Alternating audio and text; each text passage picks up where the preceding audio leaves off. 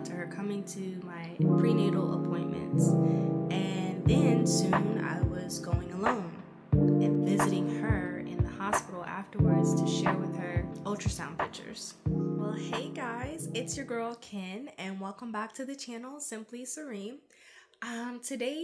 Tonight's conversation is going to be a bit heavy tonight, and we're just gonna kind of be real tonight. This message is actually going to be pretty tough for me. It's dear and it's personal, but I still want to share it. I just feel like I need to share it. I know that it can help someone out there, even if it's just one person. This topic is death, and death is so real. And I'm laughing like nervously. It is very real. It's so real. And it's not something that any of us can escape. You know, not me, not you, not anyone on this planet can escape death.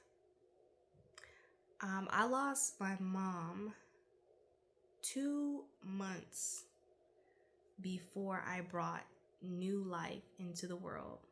And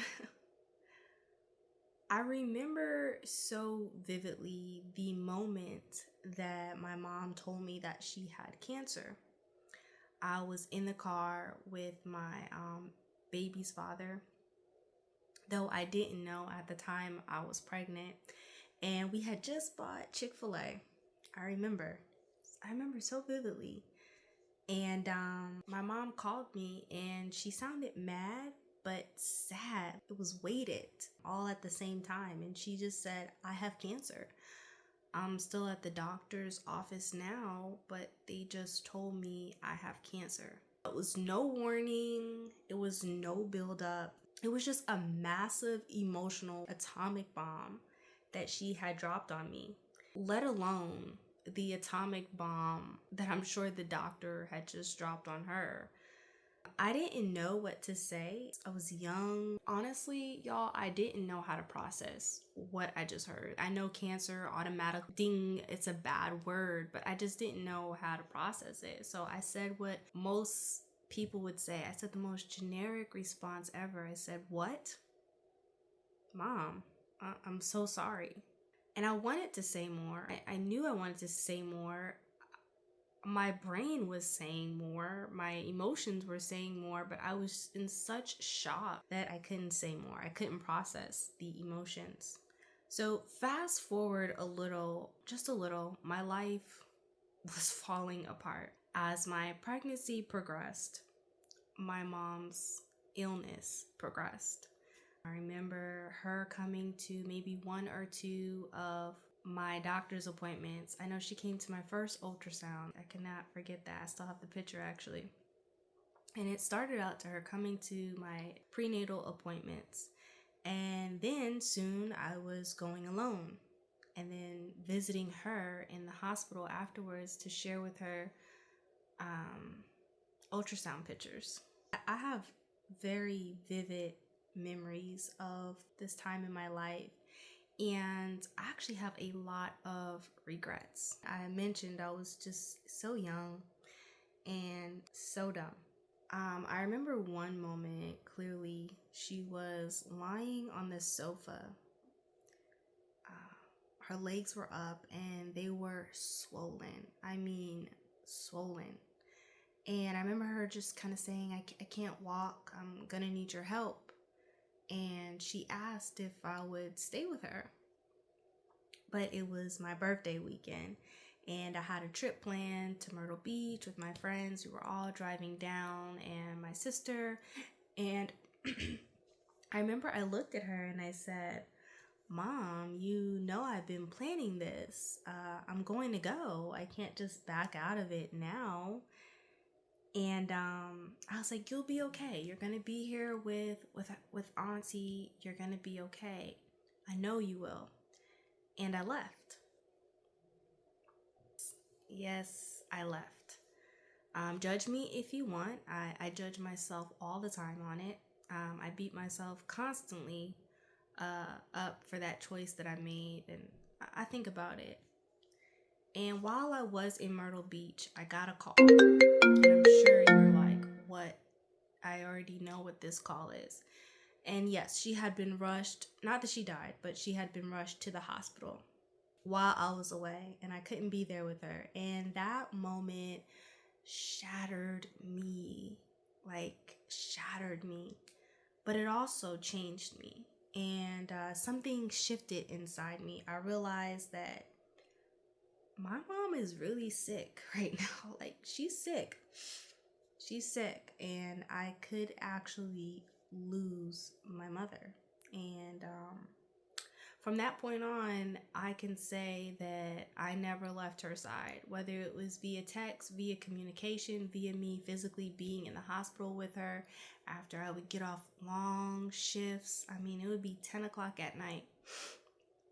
And I would get off from a shift pregnant and tired, and I would bring her some food, or I would bring her something that, could comfort her. And I remember um, I prayed for a miracle every single day.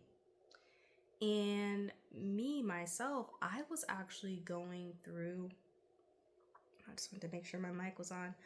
I was actually going through a lot, pregnant. I was abandoned by my baby's father, completely ghosted me.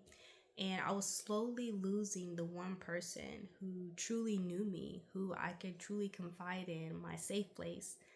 And that was my mom. And it was crazy because it was like now she needed me. Her kidneys began to fail. Her hair was falling out, chemo, throwing up, in and out the hospital to the point where she was just now living in the hospital. Her body grew thin and weak. And eventually she moved into hospice. And I didn't even know what hospice meant. I know, call me naive, call me dumb, but I just never had any that close to me that was dying. I never experienced it. I had no idea by putting her in hospice, we were sealing her fate, preparing her for death. And again, I was visiting her every single day. I really don't think I missed a day. And one day, through tears in her eyes, you saw the pain in her soul. She was crying and slurred words, and she begged me, take me out of here. Take me out of here. I will be good. Just take me out of here. Hide me. Get me out of here, please. And she was obviously groggy and highly medicated, but I felt like her spirit, her soul was talking to me. It was wide awake. And she wanted to live. She wanted freedom. She wanted out of that place. And that was a hard part because you want to trust in God in this and trust that his plan is so ultimate. But then you hear the soul of your mother who's dying, crying out to live. And I remember I went home and I cried hard. I cried a lot in those days, just memories, looking at pictures, asking God why, and I just couldn't understand why this was happening and why now.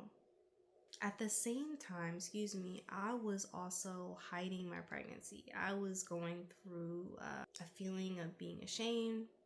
I felt like I could feel the judgment everywhere, just being young and black, African American.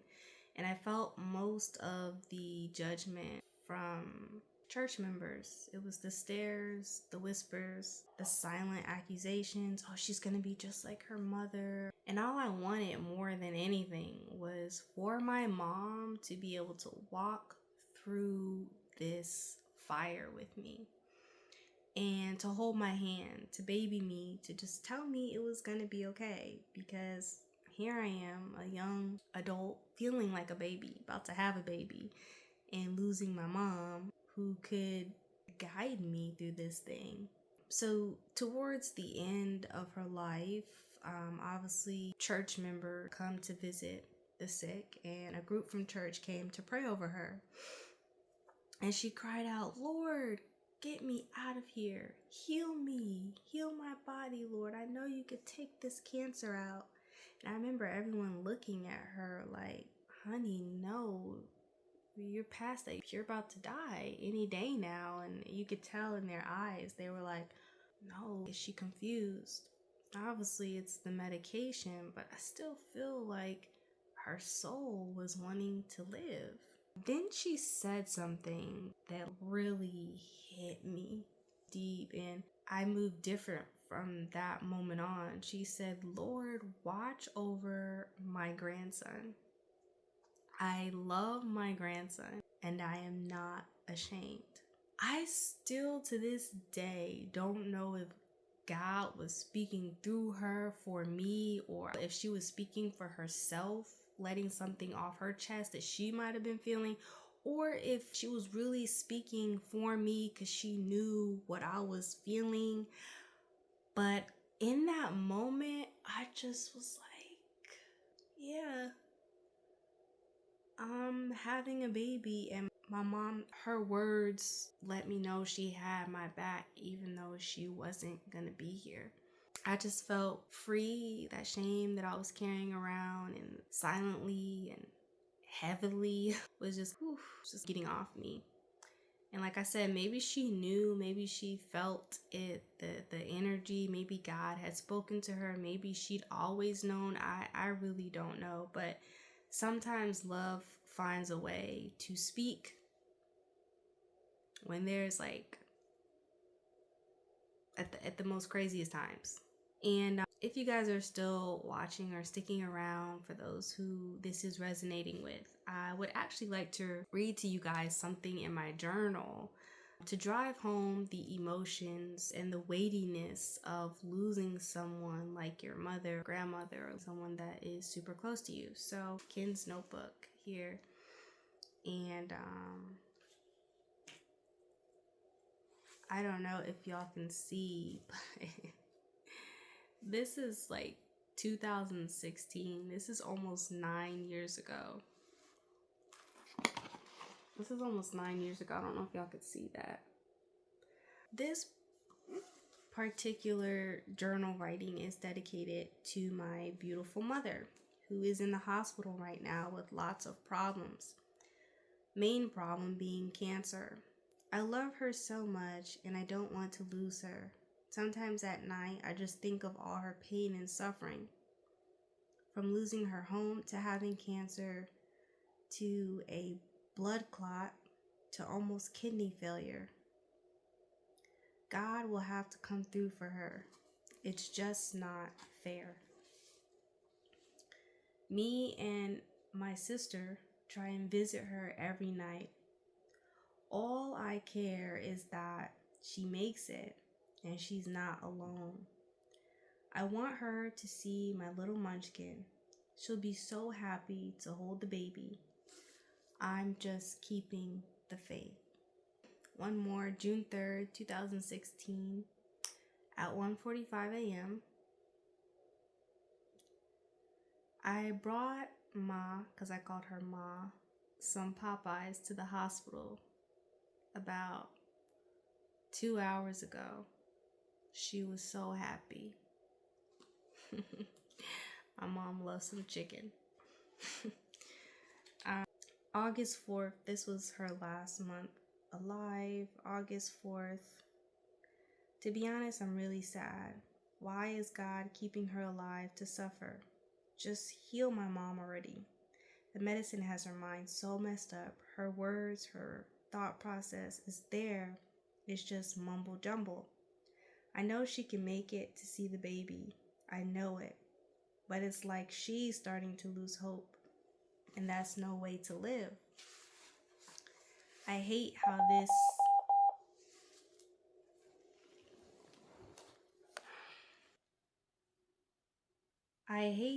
this had to play out. God did not have to let things be this way. Looking at her in a diaper, mouth open, breath hot, lips dry, bald, no hair, with cancer overtaking her stomach and swollen legs. I just get so heartbroken. She doesn't deserve this life. No way. But I don't blame God.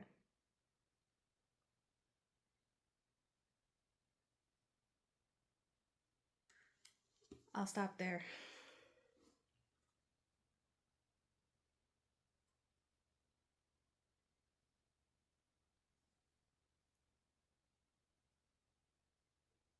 Reading that kind of reminded me really how bad it was. Sometimes our brain kind of rewires different things and just wants to remember the good things, but it got really bad. You know, maybe the point of this, me sharing this with you all, is to let you maybe know, or I don't think humans were ever meant to carry grief alone. I don't think we were ever meant to hold pain and suffering and pressure all in silence. And we're never expected to move on fully. I don't know if I could ever move on fully, but I do believe that we are to move through it.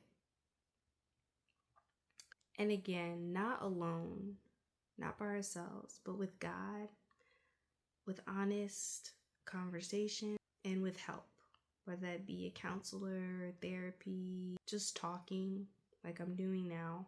My final words is, which I wrote them down just in case I got a little frazzled. Grief may not wait for life to slow down. I know it did not. I had to immediately go into mother mode. But God will walk with you through every heavy step. He will meet you in the middle and He will carry you forward.